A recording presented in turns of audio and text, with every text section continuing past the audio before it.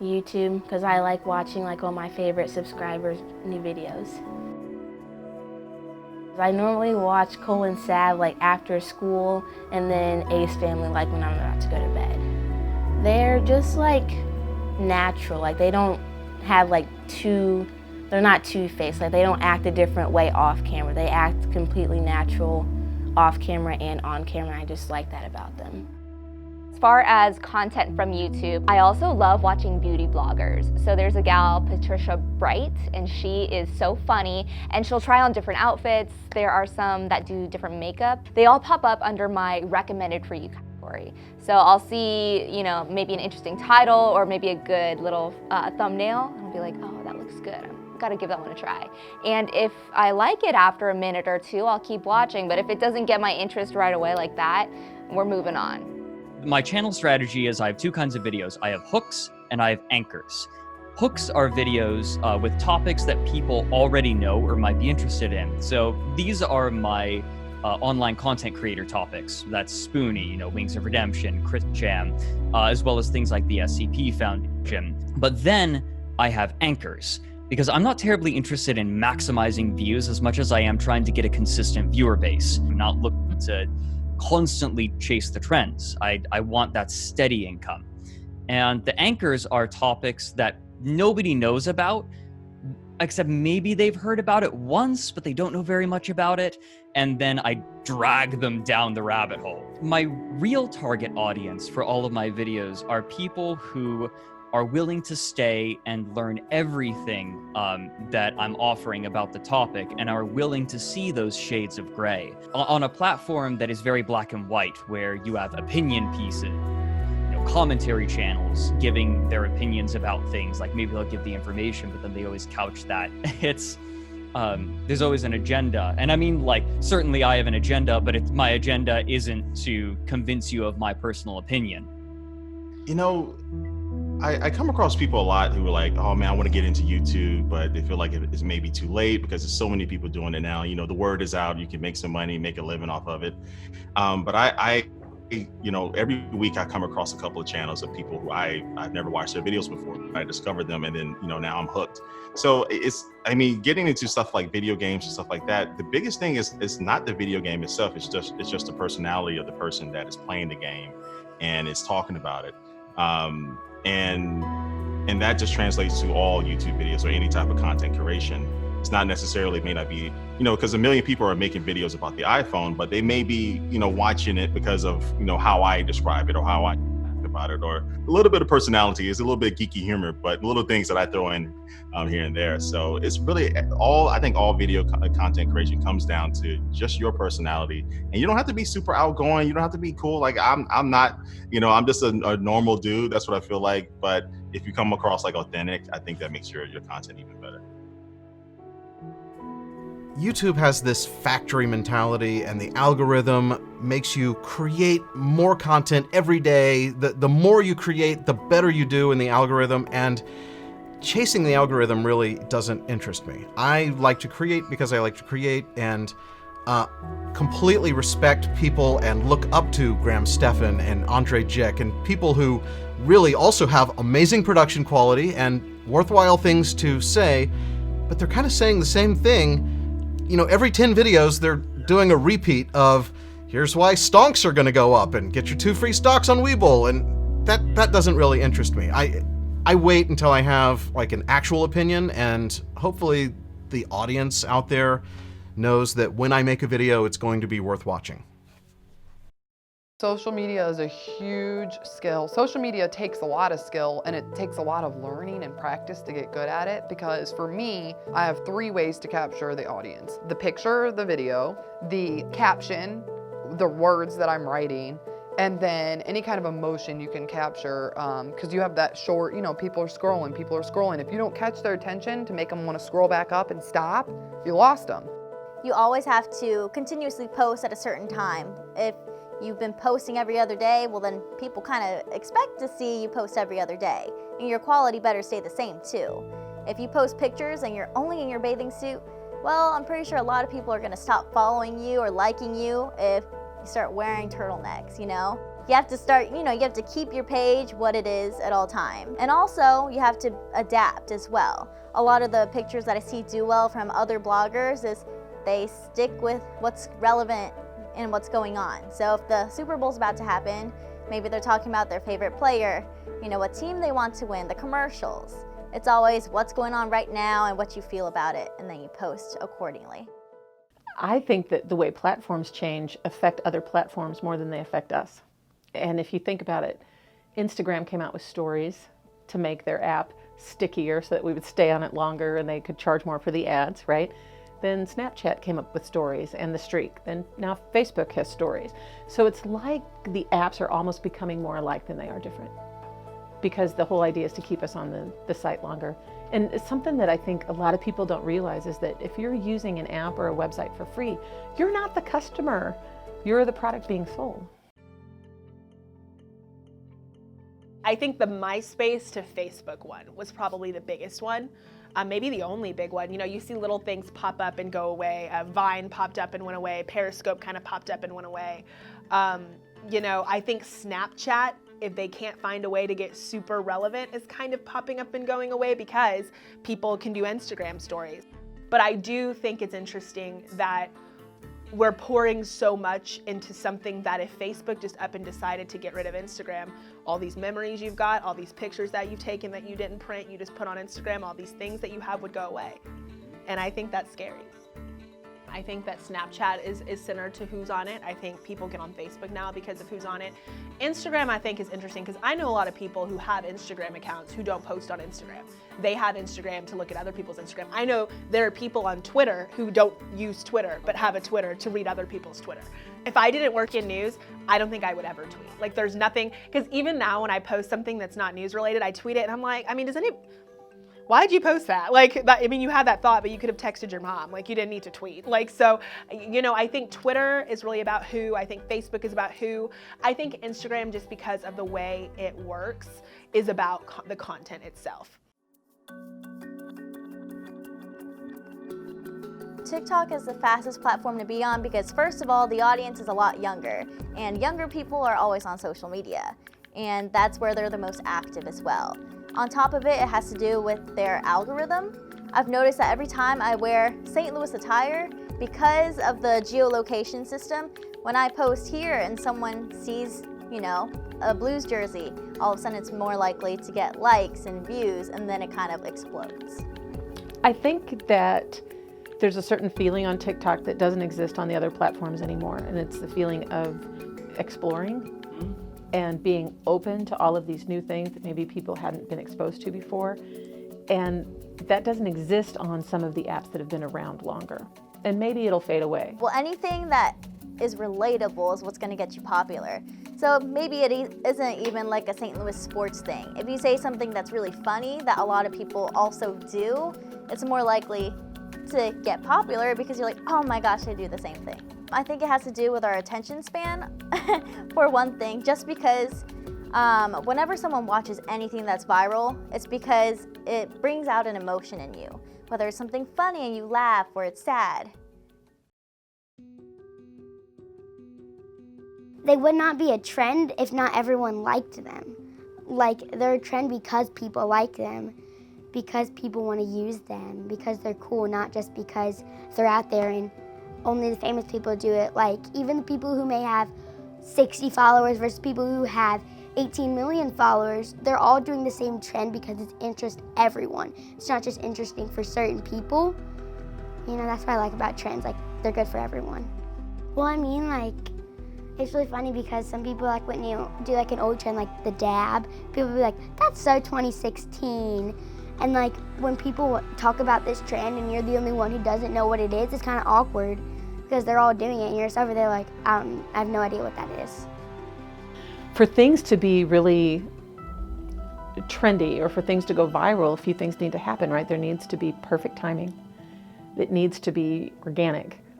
It needs to be something that connects emotionally with maybe an inside joke or something that only certain people would understand.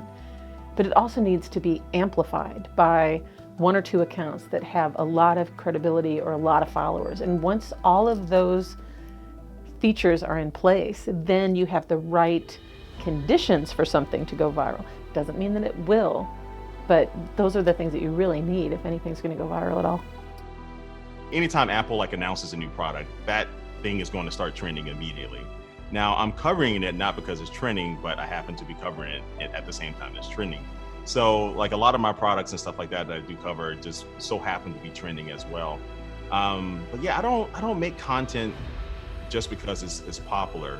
I do make it if I am interested in it, you know, because I know like even with the, you know, my boy Lou from Unbox Therapy, he made a video of him bending the iPhone. A lot of people may have saw that. Yeah, and it was, you know, it was cool and that was trending like crazy, but I never made a video addressing it because I personally wasn't like, I wasn't like, okay, this is going to be a widespread issue. So it just wasn't, I didn't feel like I wanted to make a video just because it was trending to maybe get views and stuff like that. So I have done that in the past. I've made like back in the day, but yeah, I don't find myself doing that anymore. My long-term goal was to have a backlog of videos that people could go through as soon as they discovered my channel, or if they watched a new video, they might go and rewatch all my old videos. And so the larger my backlog became, the greater my earning power became, and the more likely it would become that I could do it as a full-time job, and it worked. Like, I see myself as a motivated person, I do, but with YouTube, it was always just part of my life. Like, it literally paid my way through college. It just wasn't, but it was something that I wish I kind of would have had more motivation to create viral content. But with my situation is I was a junior, was about to be a senior in high school, and I just decided I'm gonna make a tutorial on how to dip dye your hair with Kool-Aid.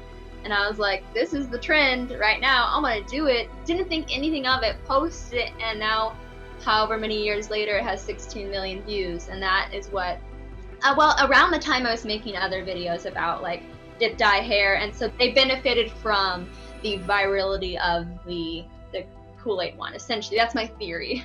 So, I mean, I definitely was making videos that related to what the trends were right now, or at that time with dip dyeing your hair. People were finding my video, it went viral because dip dyeing your hair with Kool-Aid was the big hair trend for girls that summer.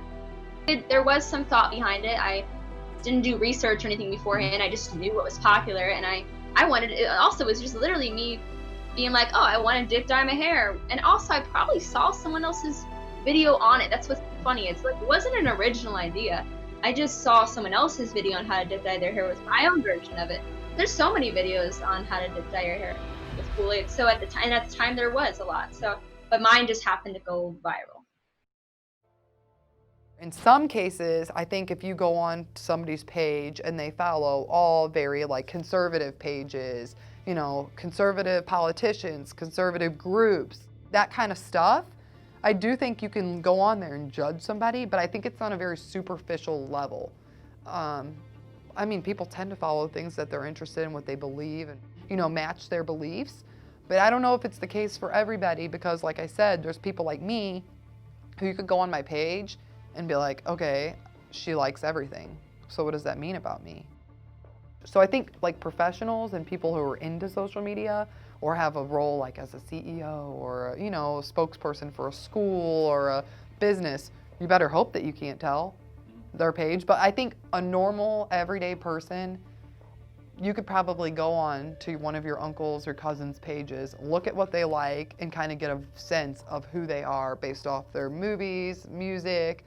If you were trying to get a snapshot of St. Louis as a place to live, as a place to raise your kids, a place to move to potentially or go to school, I don't think you're gonna understand St. Louis from one day or 1 hour of social media. I think you'd have to study it for years, you know, a year or months, because, you know, a snapshot of what St. Louis is like in the winter, and there's low crime because it's cold outside, and there's not a lot of sports going on or whatever. It's not a year-round thing. I think you would have to look at it long term to really come to a conclusion of what St. Louis is like based on social media, because really it changes, just like the seasons. You know, St. Louis changes, and it might be a really bad week for crime and bad headlines and don't go here, don't do that. But then the next week it's, look at this, we're doing great, we won the Stanley Cup. So I think you'd have to look at it long term to really get the sense of St. Louis on social media.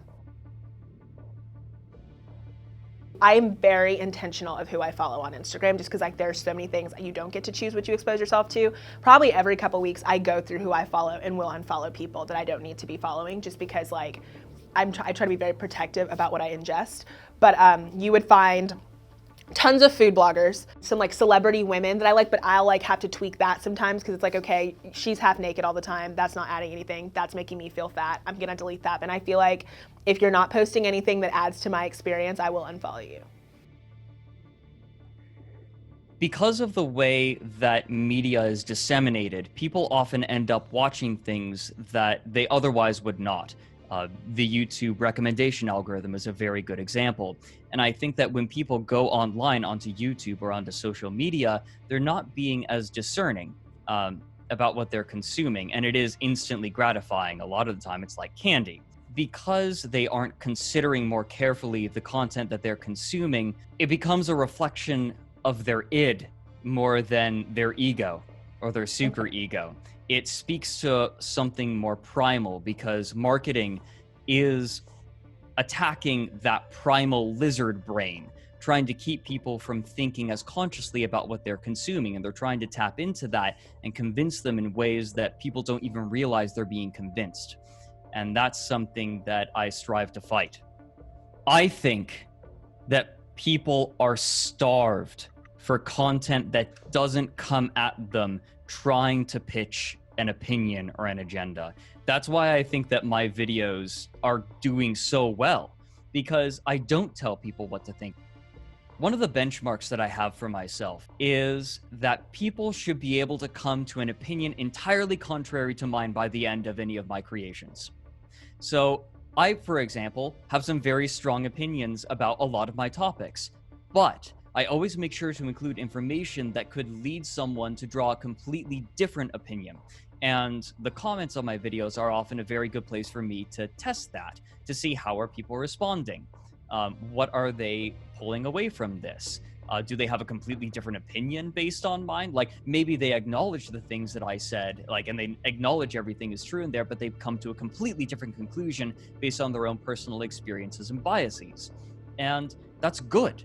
I want that because I want to be different from the Tiger Kings who come in with a narrative. They're more like reality TV than they are documentaries. And it's frustrating that reality TV has been dressed up as documentaries and that kind of content has become more popular. I think that people are sick of it and they just don't realize it. I think that they want that dryness that is still given in an entertaining way. I aim to be dry, but still entertaining. I think that people are starved for it.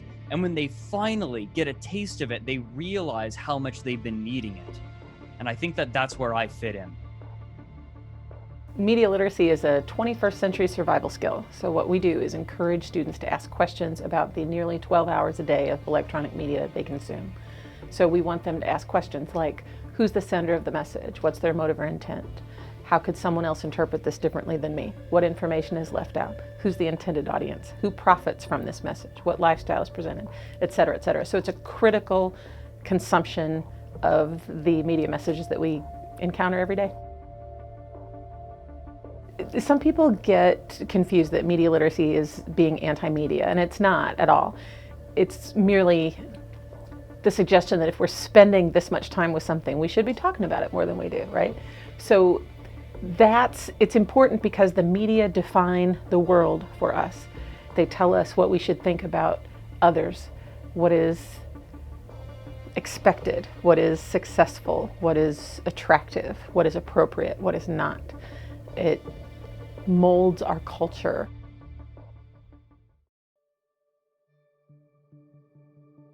I love that there is an audience that has an appetite for these kind of videos. And when I found that people weren't watching my dog grooming videos or my just random vlogs, I never really found the audience there. I feel like the market, there's just too many people making those. But in finance, it's something that I happen to know about. It's something that I feel like I have something to contribute. And finding an audience who connected with my way of thinking, and I basically try to simplify things. there are credit card YouTubers with these complex schemes of how to get, squeeze every last penny out of a credit card. My thought is that's way too much work. I don't do that. It wasn't really worth my time to do that. So if I have something worth sharing, I think it makes sense. And if I have an audience that enjoys that, I'll keep making it. I never planned to be a credit card YouTuber. It was me making, I did some tech reviews, and one of my almost tech reviews was the Apple Card, and that why I'm not going to use it was the clickbaity title that got me into the algorithm and kind of got my channel noticed as a credit card channel. And so once I found an audience for that, I made another credit card video, and then another one, and then I had the Black Card. So that's kind of how I got into it, because there was an audience looking for that kind of information, and I had more to say. I also do what I think looks best, like kind of aesthetically. And so I stopped using text in a majority of my thumbnails just in the past few months. And I was like, okay, I just like this simplistic look. And I use the same filter. And what I'll do is I'll use whatever photo I kind of have taken in the last few weeks. And I've been doing mainly vlogs lately, like weekly vlogs, because I just haven't really, especially during quarantine.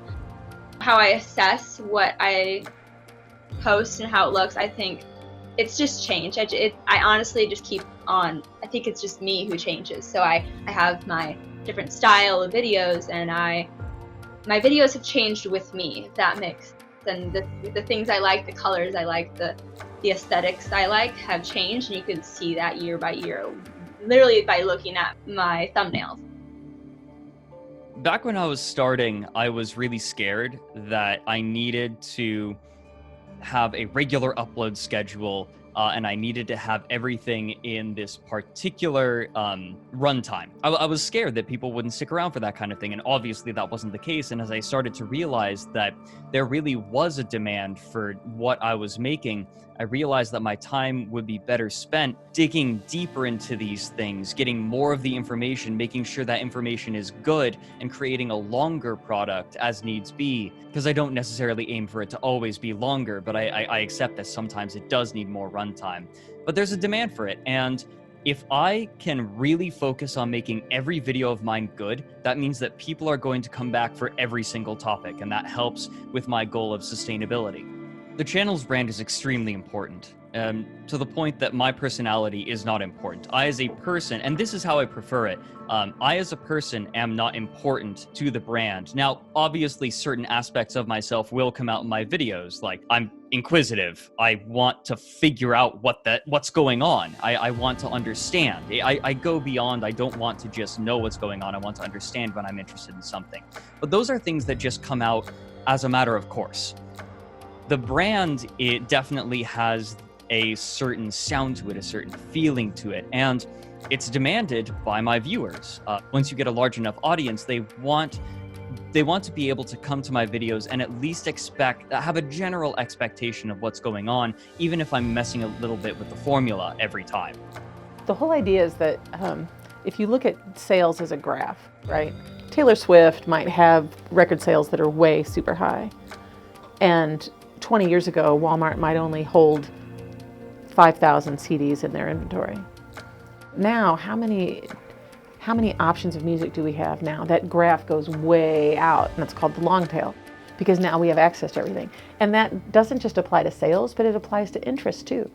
The niche audiences that are online are like magic, because you can connect with people who have the most obscure interests that you do that you could have never connected with before. So when people talk about how social media are all terrible, I really struggle with that. I mean, there's parts of it that are awful, sure, but there's parts of Interstate 270 that are awful.